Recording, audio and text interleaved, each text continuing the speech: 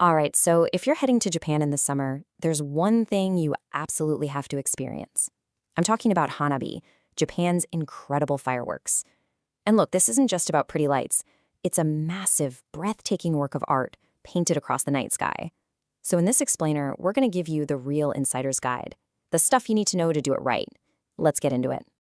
In Japan, fireworks, they're just different. It's not just entertainment. It's so much deeper. The idea is that every single spark of light holds a piece of the craftsman's soul, and every launch, that's carrying the hopes, the prayers, and the stories of the entire community up into the sky. It's art, it's a prayer, and honestly, it's a tradition that will just leave you speechless. Okay, so you've got this amazing picture in your head, right? A beautiful, deeply moving cultural experience. But there's a flip side, a reality that, well, a lot of travelers just don't see coming. You're imagining this perfect, peaceful evening, but what you might get is, well, it's something else entirely. And I'm not exaggerating, this is a real quote from someone who went to one of Tokyo's biggest festivals. They said they were forced to keep moving like a zombie horde. I mean, picture that. Instead of relaxing and watching the show, they're just being pushed along by police, never able to stop. That right there, that's the exact problem we are going to solve for you today. So this really boils down to what I call the experience gap. You've got the dream, and then you've got the reality. And sometimes they are worlds apart. Let's really dig into this. On one hand, the dream. You're thinking breathtaking art, a genuine cultural connection, memories for a lifetime. But the reality? It can be insane crowds where you can't even find a place to stand. It can be getting stuck for hours just trying to get home on the train. And it can be months of stress just trying to nail down a ticket or a hotel. It's a lot. So here's the secret. This is the whole key. A fantastic fireworks experience isn't about just picking the biggest, most famous festival on the list. No, it's about being strategic. It's about figuring out the personality of each festival and, most importantly, matching it to your personal travel style, the experience you really want. So let's do it. We're going to walk through 5 legendary festivals. And think of this not just as a list, but as 5 completely different strategic choices for your perfect night.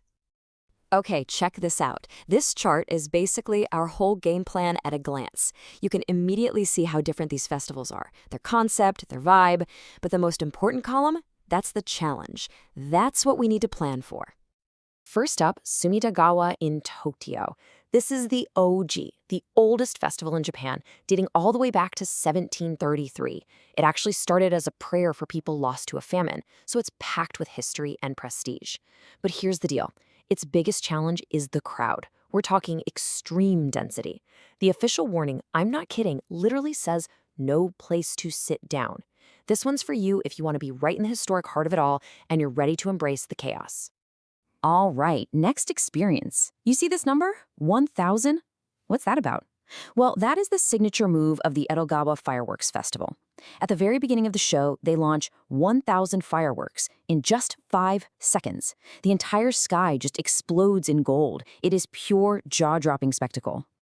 But, and this is a big but, with that incredible high comes a pretty brutal low. Edogawa's main challenge is a massive transportation bottleneck. We're talking official reports of people waiting 2 hours just to get into the train station after the show ends. So, amazing show? Absolutely. But you absolutely need an exit strategy. Okay, let's shift gears completely. The Nagaoka Festival. This isn't just a party. It's more like a pilgrimage. I mean, look at this story. The city was devastated in World War II, and the very next year they started this festival as a symbol of hope and rebuilding. Then, after a terrible earthquake in 2004, they created the Phoenix firework. It's this incredible soaring prayer for rebirth that, I'm telling you, brings people to tears. So what's the challenge here? Well, with Nagaoka, it's not about the crowds on the day itself. It's about the planning, the sheer commitment it takes. This experience is so powerful, so famous, that hotels and tickets can sell out a full year in advance. This one is for the planner, the traveler who's looking for a truly deep, emotional experience and is willing to book way ahead. Okay, so if Nagaoka is all about the soul, Tsuchiura is all about the art. This is for the connoisseurs. It's a serious competition where the absolute masters of fireworks compete for the Prime Minister's Award. And what's cool is that you're not just a spectator here. You're almost like a judge. You're watching for the perfect sphere of the Tengao Dama, the incredible rhythm of the star mines set to music. It's like a masterclass in the art of fireworks. And finally, for everyone who's thinking, this all sounds a bit stressful, there's Yokohama. This is the beauty without the battle option. It's a totally different model. Instead of one huge, high-stress night, Yokohama spreads it out, with shorter shows on multiple dates all year. It's part of a bigger festival, the vibe is relaxed and romantic. It's just easy. Accessible, spontaneous, and way less stress. All right, so now you've hopefully got an idea of which festival fits your style. Now it's time for the practical stuff, your toolkit for a perfect night. These are the pro tips that apply no matter where you go. Okay, getting a good spot, this is clutch. First, get there early. And for the big ones, I mean hours early, not minutes. Now here's the real pro tip. Check the wind. Use a weather app. You always want to be upwind from the launch site. Why? So all the smoke blows away from you and you get a crystal clear view. And when you claim your spot, do it the local way. Just lay down a blue plastic tarp or leisure sheet. That's it. Let's do a quick packing list. You'll want a leisure sheet, wet wipes, trash bags, the basics. For comfort, a little folding chair and a portable fan will make you the envy of everyone around you. Super important, bring cash.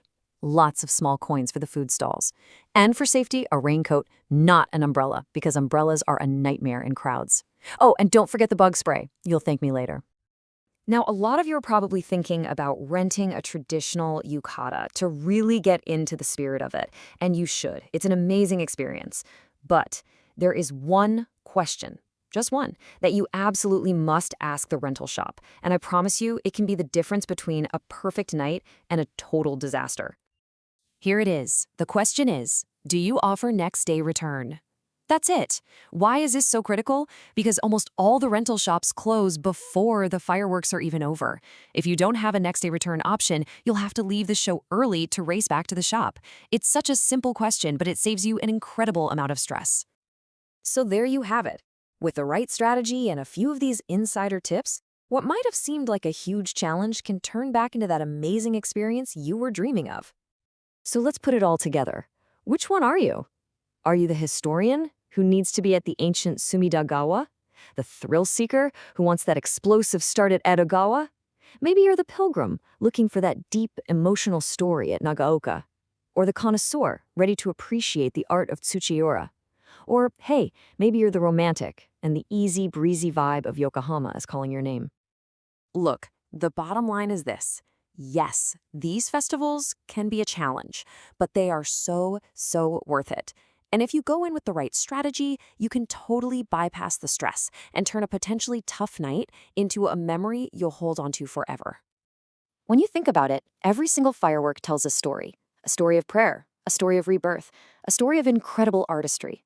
Every one of these festivals has its own deep, profound story. So the only question left for you is, which story are you going to be a part of?